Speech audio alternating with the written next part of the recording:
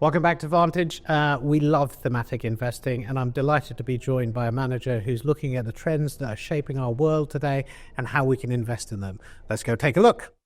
Welcome back to Vantage. Delighted to start January talking to a manager who spends his time thinking about the future and where future investment should go. Really pleased to have Alex Gunz back on the Vantage cameras. Alex, for those who haven't seen you before, maybe you could just briefly introduce yourself and the fund. Yeah, absolutely. Thank you so much, Neil, for having me on the show once again. It's always great to be here and to talk to your audience. And for those who don't know me, I'm Alex Gunz. I'm the manager of the Heptagon Future Trends Equity Fund. Heptagon's an asset manager based in London, founded in 2005, that manages and advises on about $14 billion of assets. Excellent. And I've stayed in touch with your work because you do write actively, and for those who don't see it, you can go to the Heptagon website and see Alex's blogs. Alex has produced this great compendium of all his views of things in 2024, which is about 46 to 48 different articles and themes.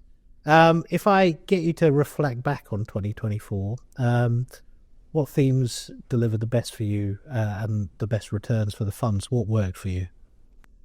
2024, as you know, Neil, was a story all about AI, but I think from our perspective and how we really tried to play it is through adjacencies. So in terms of what delivered, I'd call out two things in particular. Number one would be cybersecurity, and number two would be electrification. I think as far as cyber is concerned, we've said on many occasions, data will have zero value unless you secure it, you store it, and you analyze it. Yeah. And the figure I keep coming back to is last year, the cost of cybersecurity globally was about $9 trillion. That's a third of US GDP, or about 25 times Apple's revenues. And then just to finish the story, if you think about all of the data that's being generated, that's going to require huge amounts of storage. The data centers need to be built. The power that runs into those data centers needs to be put in place. And that's why we've benefited from the theme of electrification as well. Okay, perfect. And looking forward into 2025, I mean, there's quite a lot of debate as to, does US exceptionalism continue to deliver? But I think most commentators are talking about volatility, and indeed, if you look at the impact of the last couple of weeks and what's happened in the AI space, that's very real. What specific sectors and market segments beyond sort of mega cap tech do you see actually leading this sort of next phase of the market cycle? So I think there are probably two questions within what you asked there, Neil. Number one is about US exceptionalism, and number two is about leadership. In terms of the former point, we have full confidence in this idea, and certainly if you look at the forecasts from external agencies, you're actually seeing the likes of the IMF, the OECD, and so on, upgrading their estimates for US GDP growth, and in contrast, downgrading their estimates for the Eurozone and for China. And if you look at the factors that are really driving this, you can see really clearly a very strong consumer in the US. Business sentiment is very positive. That's partly Trump-inspired. And when we look ahead, you consider the factors about possible deregulation, possible tax cuts, and all of that can create a very attractive setup in the US. In terms of how that plays out in the stock market, that's obviously a slightly different dynamic. And as you alluded to, we've seen an incredibly concentrated market for the last couple of years. And we think that if this rally is going to be sustained, then it needs to broaden. And I think where we are looking in particular is sort of lower down the market cap scale. We think in broad terms, smaller companies, medium-sized companies, the SMID sector, if you will, looks in a particularly strong place.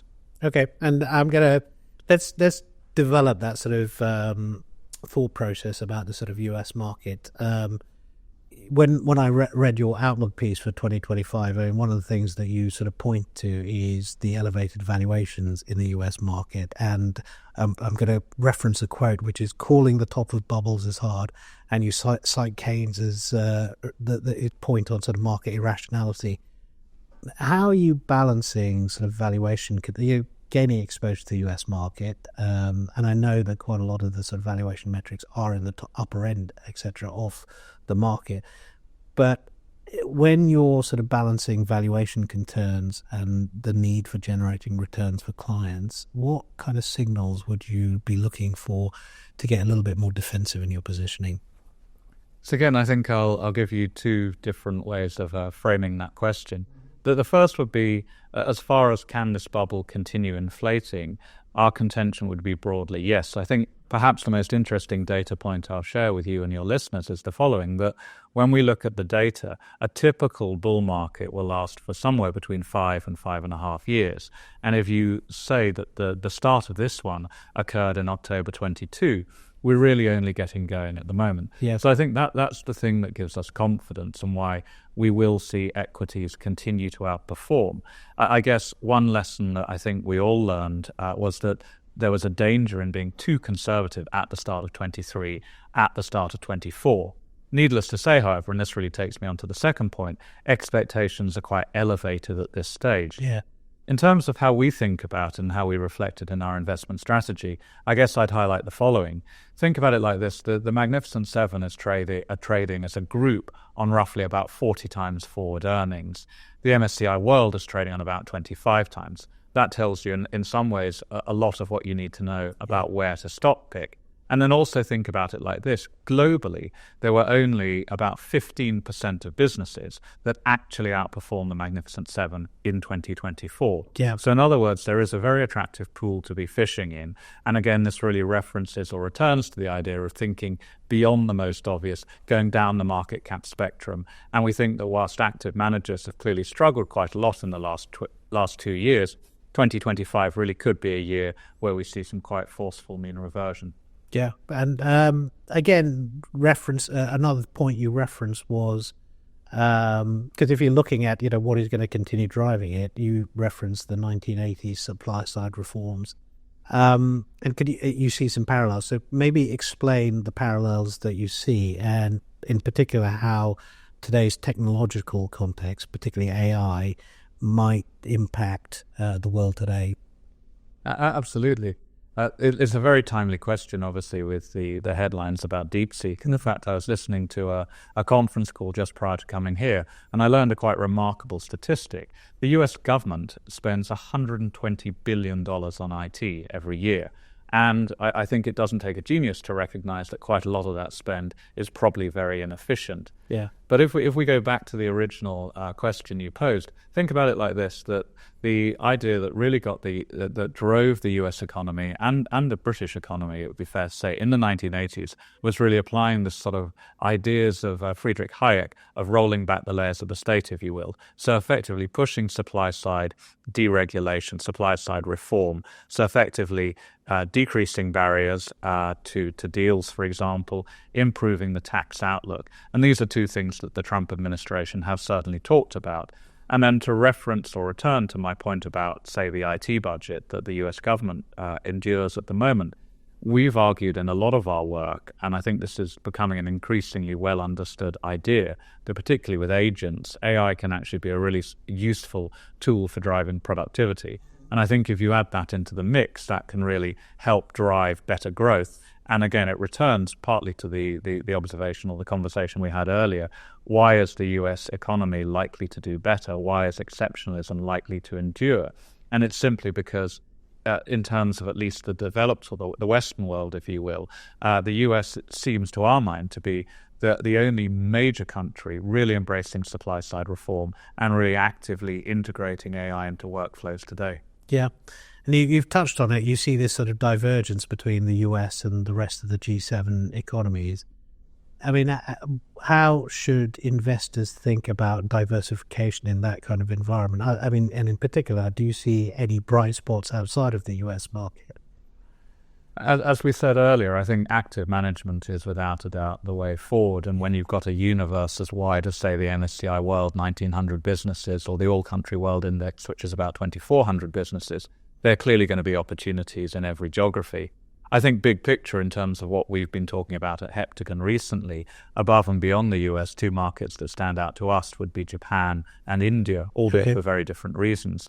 Japan, we think there is real example of corporate reform here, much more shareholder-friendly management teams, companies quite actively buying back shares, valuations and expectations set quite low. So all of that could be supportive to Japanese equities. And then as far as India is concerned, you've got wonderful demographics in that country. Yeah. That should be very supportive. And in a scenario where you do have greater trade tensions, we think India could be a relative beneficiary. So you also note that alternative assets actually provide a useful sort of diversification for the portfolio.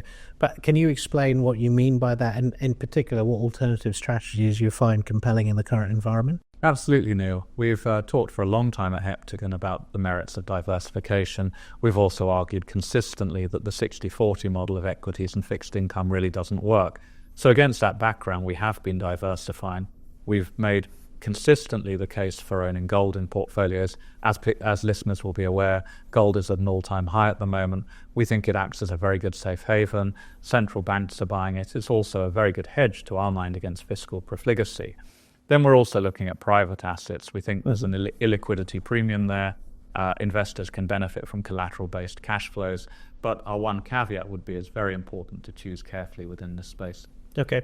When we've talked a lot, I mean, I think to try and bring it to life and actually, really give people a sort of sense of what you're investing in, I'm just going to do a quick fire round, effectively, of actually individual names. So, and this is not investment advice, effectively. This is just illustrating, I think, what a portfolio manager is picking. So, give me a quick overview of, firstly, a stock that you've added to the portfolio. Love quick fire rounds. So you almost caught me off guard there, but needless to say, we have well prepared answers. So, stock we've recently added to the portfolio. Wonderful US mid-cap business called EMCOR, based in Connecticut, capitalized at about $20 billion. And they basically are a specialty engineering and construction company. They've been very active in building data centers, and needless to say, they've been a very strong beneficiary of the AI trend. Okay, and that's you sort of saying that, look, you go further down, find interesting stories further down, effectively the market cap that benefits from that trend that you're seeing. Exactly. I mean, it plays number one to this idea of second derivatives, owning the shovel makers, if you will, and number two in terms of going down the market cap scale. And we think, irrespective of what's happening with all of the noise around DeepSeek, basically we're believers in Givon's paradox, and we think that cheaper AI will basically lead to more demand. Okay, and then the next, this is more around the discipline I think you expect to see from portfolio managers, where you've bought into something, but it's either run its course or something's changed. An example of a recent divestment from the portfolio. Yeah, very clear one here for you, Neil. I would call out Vestas Wind Systems. Yeah. We were a big fan of wind from the late 2010s. During 2020, Vestas had a phenomenally good performance. Shares were up 130% in 2020. But since then, the outlook has become a bit more challenging. Clearly, there were supply chain issues that impacted this business. There have been operational issues around the warranty provisions with some of their turbines. But I think what's really sort of acted as the metaphorical nail in the coffin for our decision to exit from this business is clearly the new administration in the US has been very vociferous in terms of saying, this is where our priorities lie with regard to energy. Donald Trump in particular has said we really don't like offshore wind, and I think that our view is that renewable is going to remain quite challenged in the near term. Okay, interesting. And then one which is very close to my heart, because I think that Edison does work to sort of shine a light on unappreciated story, a stock that you feel that is unappreciated for its potential. 100%, yep. Again, really comes back to our thesis of looking at the world, mid-cap businesses that can benefit potentially from AI as well. And the company I'd call out would be GXO Logistics. If listeners are not familiar, if you're not familiar with this business, Neil, I'll just give a 30-second summary. They are basically the leading listed player in outsourced logistics. So think about it like this. If you buy a pair of Nike trainers, what Nike is really good at is designing the trainers, making them feel comfortable, look cool. Their expertise is not in delivering them to your front door. However, if the wrong pair of trainers comes, the box is damaged, you're going to be quite upset. So that 3% of operating costs that a typical company spends on logistics, if they get it wrong, then it can have a disproportionate impact. What GXO does is basically takes that heavy lifting away from a company like Nike.